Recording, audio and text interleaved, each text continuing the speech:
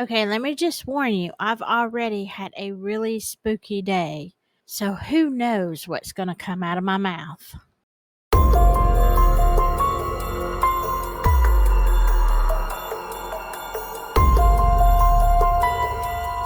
Well, hello, my spooky friends and wild, wonderful weirdos. I'm one of y'all, okay? And so is Sachi and Scully. Wait, Scully and Lizzie. The gang's all here. Yeah, just before we start, I had an incident at work today. Look, if you've ever used an EpiPen, which I have, but the one today discharged in a it malfunctioned and I stuck my thumb. So I have been like, woo, all over the place, like crazy. Running around. I'm a correctional nurse, so I've been running around the jail like, ha ha, yeah, crazy, crazy, crazy, crazy today. Um, yeah, I'm a little bit scary myself. Yeah, I'm gonna tell y'all, nurses, don't do that. You'll regret it. I regret it. I regretted it. And my thumb is really, really sore. I don't know. Like it shouldn't hurt this bad. Anyway, let's get into some scary TikToks. How about that? Here are a few examples of why you don't go stomping through Appalachia if you don't know what you're doing. A lot of people comment and say that I try to scare people away from Appalachia to keep them from coming here. That's not the case at all. I actually recommend that everybody visit at least once, but you need to know what's really out there. In just a moment, I'm going to show you a few pictures that were taken by a trail camera. And it's a whole buffet of different paranormal entities, ghosts looking things, monsters, cryptids. You guys remember Sam and Kobe used one of my TikToks and one of their YouTube videos, and they showed interest in coming to Appalachia. If you want to make that happen, tag them or your favorite paranormal content creator in the comments so they may come here and I can show them what's really out there. Look at these pictures, and I'll be honest with you, I don't know what some of them are. I want you to tell me what you think they are. A ghost, a cryptid, a witch, a demon. I think demon. Tell me what you think. And who would you like to see me collab with here in the heart of Appalachia? Thanks for watching. Have a great day. God bless. Check this out.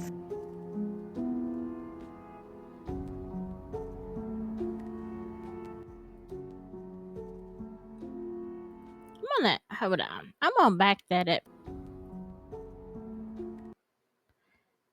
Do y'all think that's a skinwalker? I don't know. I mean, caught on a trail cam. But what do y'all think? That is, I'd say it looks like somebody in a costume, but to be honest, I ain't never seen a costume like that. And it kind of looks like the face, it don't have no hair on it. So I don't know. What do y'all think? That's weird. But it gets a little bit weirder. This I couldn't tell, honestly. Like it looks like to me that this what I see. I don't know what y'all see, but I see a dark figure, like the top eyes look like it might be a Sasquatch or something like that. I don't know. It could be it. Doesn't look like a dog man because I don't see no ears, but it looks like it has like a coyote or something. Okay, Sachi, you're going to have to get down.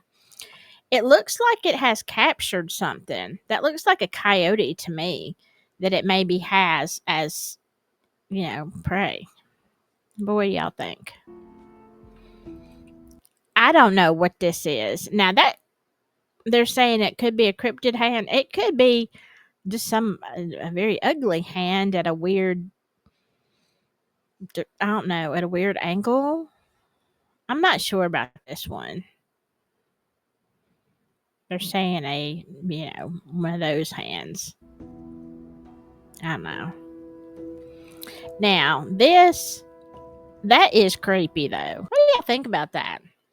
I mean, I honestly don't know. That last picture, if that's hanging out in the woods on my trail cam, I might be sitting out on my front or back porch, wherever that is, with a weapon. I'm just saying. I don't know. Is that somebody or something? Who knows? Maybe I'll move. I mean, there are some perks to living in the city, I guess. But tell me what you think. Did you see any of those pictures? What do you think they are? All right, let's go to the next one. I've been delivering mail to a house that was never there. All right, y'all. So I've been delivering mail on this route for like a couple weeks now, I say. And it's always this one house that always stood out. Like it's this big wraparound porch. It got like blue peeling paint or something like that. And there's this older woman who just like sit by the window smiling like she's just like waiting for me every day. Like she have nothing else to do. So she always called me like son, and I handed her mail like through like this little cracked door. So I'm thinking she a sweet old lady. But today I turned down the same street and the house was gone. Not like empty. I mean like it was gone. Like nothing but like overgrown lot and rusted mailbox like leaning sideways. And I even asked the neighbor, I'm like, what happened to the house that was next door? Y'all, she looked at me like I was crazy and she was like, that house has been empty for like 20 years. What? So the crazy part is, in my bag today, I still had a letter like from that same address, and it was stamped like 2003, and the envelope felt like cold, like somebody just like pulled it out the freezer or something like that. So I'm standing there with the letter in my hand, just staring at this empty lot, and y'all, I swear I can feel her just like watching me from like nowhere. Like I felt like she was still there. I don't know, chat. I don't know if there's some eerie stuff going on out here, but I don't know. What y'all think, chat? I mean, if y'all want to update, y'all want a part two, let me know, cause what? Like parts of it, I'm like, I don't know. Is he just making this story up? And he could be. Like parts of it, I'm like, I don't know. But I mean, I've heard similar stories that I do believe are true, and it kind of goes under that category that we call a glitch in the matrix, where it's almost like a time parallel time, a time swap, a time glitch. If you're not familiar with a glitch in the matrix, then you can look that up, but it has to do with similar things like that. So where did he get this letter from 2003? I don't know. It's a little bit weird for me, but again, I've heard stories that I do believe um, that are similar. So do y'all think it's real? Do you think? Put it in the comments. And where did this lady go? Was it just a glitch in the matrix? Because he said, I gathered that the house was still there. It was just unoccupied. So was he glitching to a time where the lady maybe was still there? Did someone pass away that in another parallel time didn't? I don't know. It makes you wonder though. I was born, raised, and still live here in the Appalachian Mountains. Growing up here, you're told certain rules and warnings on how to stay safe when you're out in the mountains. These rules have been passed down for generations and generations. I'm going to go ahead and tell you some of the rules that I heard and was told growing up here in Appalachia. You don't have to believe them if you don't want to. That's completely okay, but here we go. Rule number 1, never go out in the woods alone after dark if you can help it. Number 2, my granny was like adamant about this one. Make sure you close all your blinds and lock all your windows and doors at dusk. Number 3, don't whistle. Number 4, if you hear someone calling your name and you know that you're alone out in the woods, do not respond, even if the voice sounds familiar. Number 5, if everything in the woods goes silent all at once, like the bugs, the wildlife, and the birds all stop all at the same time, that's a sign that you should probably turn around and head back to your car or wherever you came from. Number 6, if something's following you, do not run. Y'all always cause a fuss over that one, but that's just because running initiates the predator versus prey instinct. Number 7, if you want to sleep out in a hammock, like out under the stars all night long, that's fine. Just make sure you keep a fire lit all night. That's not even all of like the basic rules. I could make a lot more of these videos. I've seen the videos in the comments making fun of the warnings, and I gotta say that they are hilarious. But I also feel the need to say that while some of the rules are just folklore and old wives' tales that our grannies told us like as kids to scare us and keep us out of the woods, these are actually real things that a lot of people around here, myself included, were told and heard growing up by their grannies, papaws, mammals, paws, or whatever. Not all of it was just old wives' tales or just told for no reason or just to scare you. Growing up here and living here, you do experience some unexplainable things. I think every single person I know has experienced something unexplainable that lives here. Out in the woods or just in their backyard, sometimes even in their house. I think Kentucky is like the #1 most haunted state in America. There's also no denying that weird things do happen here in these hollers. Energy shift from day to night is definitely there. If you know, you know. Appalachian Mountains are incredibly old. They're older than bones, trees, and even Saturn's rings. There's so much folklore rooted in Appalachia, and I heard so many old wives' tales growing up here. I think I'm gonna make like an entire series and just share everything I've heard. Now, I will say this, living in lower Appalachia or the very foothills, which I've said before, it is a very beautiful place. And for the most part, it's it's not scary where I am. But what she was saying, there are a few things that she says that are very, very true. And I don't experience it that much, but there are days, okay, certain days where you very much can feel a change in the atmosphere, just like I don't know how to explain it. There are some nights I can take my dog out. I could take her out at 2 o'clock in the morning if she had to go out, if I was up late or whatever, and I can feel everything is fine. Everything, you have the normal night creatures, the owls, the whatever. But then there are times that I walk outside and it's just like, something is weird, something is bizarre outside, and you're just like, hurry up, hurry up. I'm like, Mina, come on, come on, come on, come on, we got to go. And it is strange because it can go from day to night from being perfectly fine to all of a sudden it's going to be one of those weird nights, and you can feel it in the air when you walk out your door for whatever reason. Maybe it's just like, I need to go take the trash out tonight. It could be when I get out there, it could be one of those nights that I'm just like, uh-oh, it's a weird, weird vibe. Now, something I've experienced also a whole lot is that, yes, it's very true. When you're in the woods are noisy, day or night.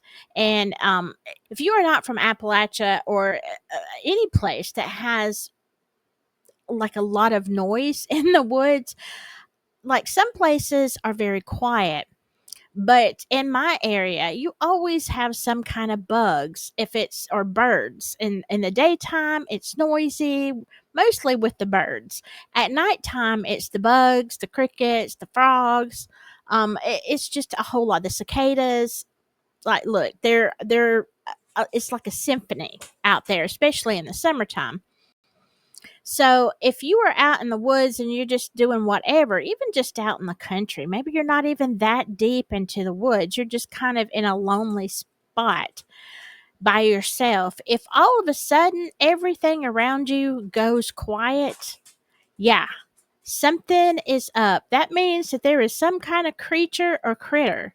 There's something that has changed, and it's not another person, it is something major.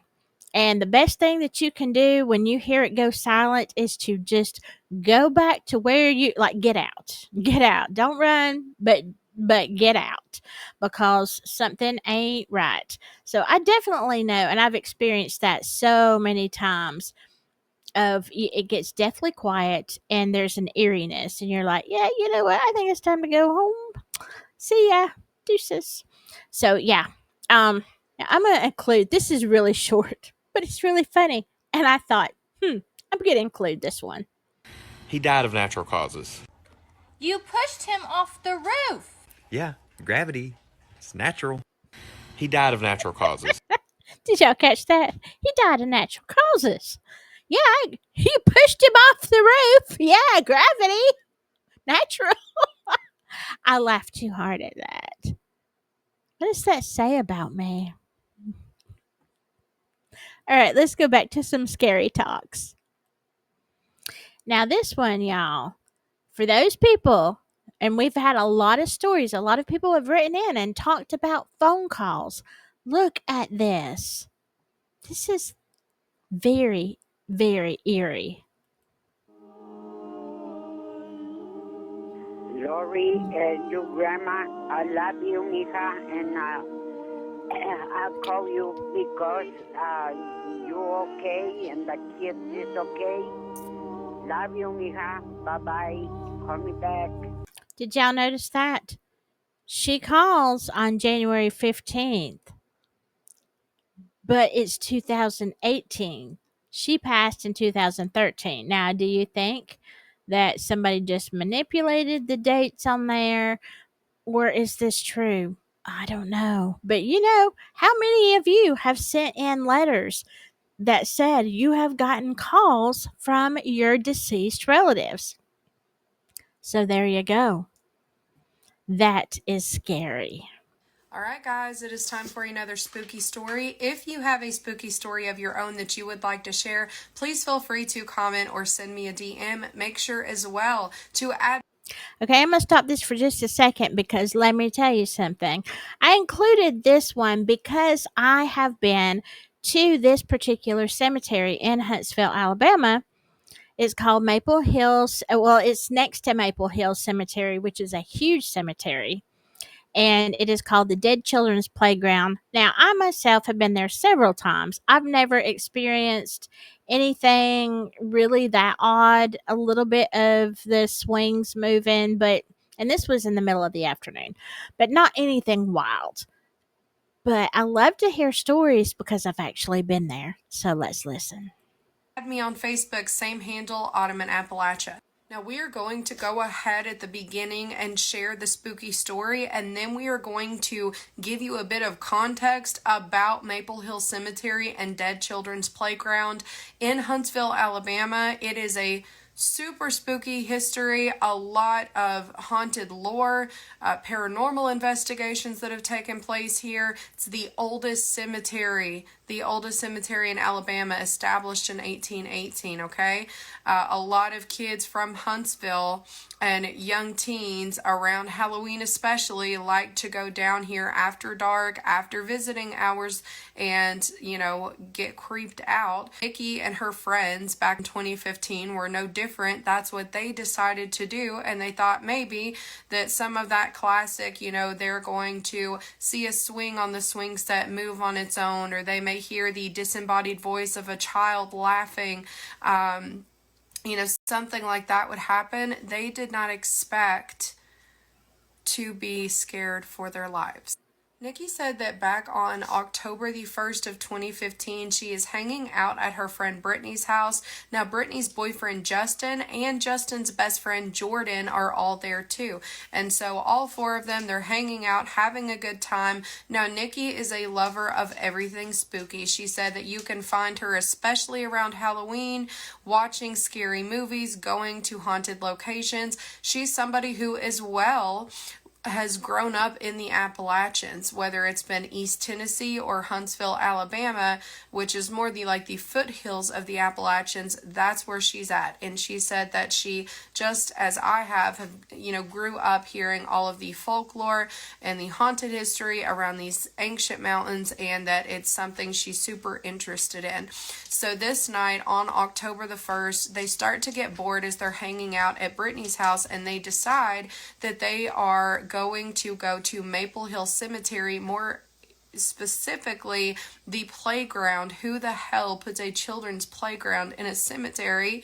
They decide they're going to go to Dead Children's Playground, which is notoriously haunted, and they expect, like I said, just to get creeped out a little.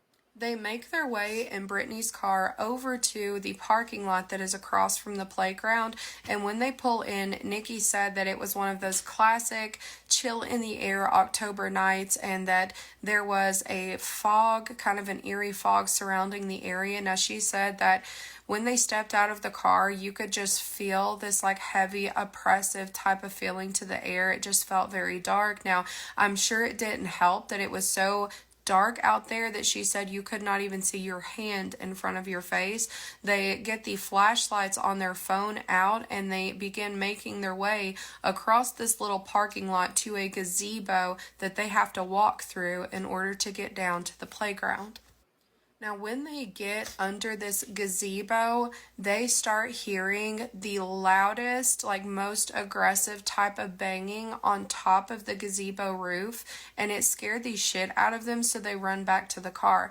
Now, she said there was nobody else there, nobody else in the parking lot, and they have no idea what could be on that roof that was making that sort of noise.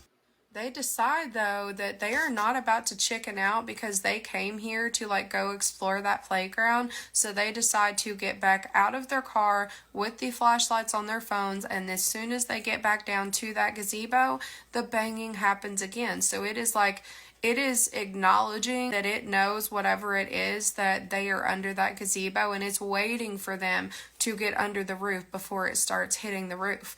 Now, of course, they run right back to the car, and this time, third go around, they decide that they're going to leave the headlights to the car on while they walk that way so they can see better. They successfully, this time, are able to make it through the path in the gazebo without the banging on the roof, and they get down into the playground. Now, as they get down into this super dark area of this playground, the playground, by the way, is surrounded by this natural, like, wall of rock. And so they are kind of like around that area, exploring around the swing sets. They all of a sudden hear the loudest, most blood-curdling scream that she said she has ever heard in her life. She said that it did not sound like a man, woman, or child. She's not even sure if it was completely human, and that it was just the most terrifying sound she's ever heard. Now, this scared the shit out of them so bad, of course, that they start to run back to the car, but they are running in the dark. She said that something that super creeped her out is that the nanosecond that this scream started, the headlights on the car went off. So other than these tiny flashlights they have on their phone, they are in the dark. They make it into the car and they lickety split, like reverse that shit and get out of the parking lot. Now, to get into the history of Maple Hill Cemetery and the Dead Children's Playground. So, this cemetery was established in 1818. It is over 100 acres with 80,000 plots. There are some Revolutionary and Civil War soldiers that are buried there, and some of the graves are still unmarked. Now, the playground in particular is also very old, and it is said to be haunted, and there's a lot of documentation of hauntings from the ghosts of children who passed away in the early 1900s due to the Spanish influenza. There are around 400 children who lost their lives due to that influenza that are in that cemetery. Now, it's also said, or at least the lore says, that in the mid-1900s, there were children that were discovered in the field beside the playground they disappeared as a result of some abductions, just a series of abductions that took place around that time frame, and that is just horrible to think about. It is said that the children will oftentimes play on the swing set, especially at night. Sometimes you will see a swing move with no wind, inexplicably just back and forth. You will see the handprints of children appear on car windows, cars malfunctioning, lights and devices malfunctioning. You will hear disembodied voices, especially the voices of children there, and that sometimes on top of the natural rock wall that surrounds the playground, not only does it give you like an ominous kind of claustrophobic feel, but people will hear and see things on top of that wall. All kinds of spooky happenings. You can find all kinds of content online about it. So that is the story. Like I said, I have been to Dead Children's Playground on numerous occasions. It is quite an interesting place. If you are ever in Huntsville for any reason and you just want to see it, um, it's a little bit difficult to find because the GPS does not take you there. All right, finding it is not easy. The GPS will take you to a neighborhood. It is bizarre. It is really kind of attached to the cemetery. You kind of have to just know where you're going, but it is one of the most beautiful places. It is very serene. And those rocks, to me, they're not scary. It is very, very pretty. It's very like cool in the summertime. It's a nice playground for the kids. Now, I have seen one swing, like when all the swings are out there, I did see a um, swing by itself when there was no wind, and there was like one right next to it that wasn't moving. So there wasn't any wind, and it's like, well, how come this one swing is moving and that one isn't? It wasn't like wildly swinging, but it was definitely quite different. It was noticeable.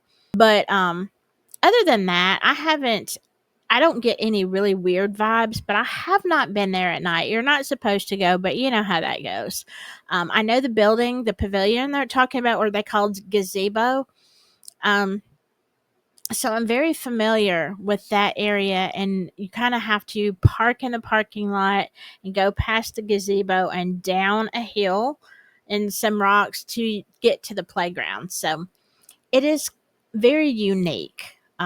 I encourage you, if you're ever in Huntsville, to go by and see it. It is very interesting.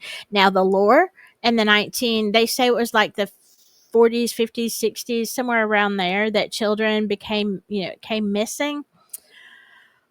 Numerous people have tried to verify that story. It cannot be verified because there is any truth to that at all, it has been scrubbed. Okay, I've looked through old newspapers, everything, as other people have.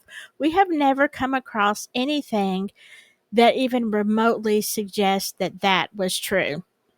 Supposedly, it was a serial, an SK in the area who was bothering children. But again, that cannot be validated at all. But still, I wonder what happened. To me, something had to happen to start that rumor. Like, there's plenty of reason because of the Spanish influenza in 1918 and all of the many deaths that occurred in Huntsville and all the many children. There was plenty of reason for that playground to be haunted, being that it was there with a cemetery. So you didn't need another story to make that playground haunted. It makes me wonder, like, what did happen? It seems to me that maybe something happened. Maybe it wasn't that, but that there was some kind of something going on. That's just my thought. All right. That's all we have time for today. I hope you enjoyed it. I am working on trying to get some people for some live interviews of scary, spooky stuff. In the meantime, stay safe out there, y'all. Oh, and one more thing. I'm about to open up for like memberships. So, like for a spooky crew where we can kind of talk live, share ideas, and share stories behind the scenes. I'll be sharing more of that in the next probably week or two. Anyway, whatever you do, just remember to stay spooky. Bye.